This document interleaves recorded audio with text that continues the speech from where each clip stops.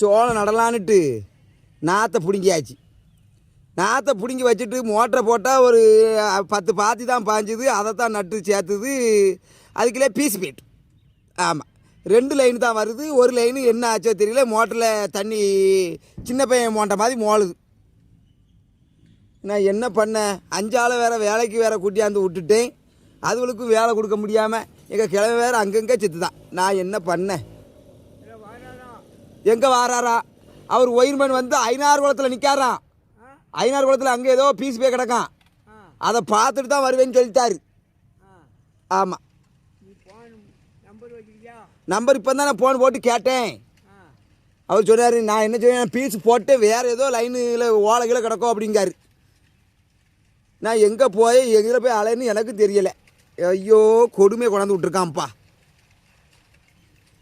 பிச்சு பிடுங்குது. விவசாயம் பார்க்கறதுக்கு பதிலாக எங்கேயாவது பாட்டாயை குடிச்சிட்டு படுத்துடலாம் அப்படி தோணுது.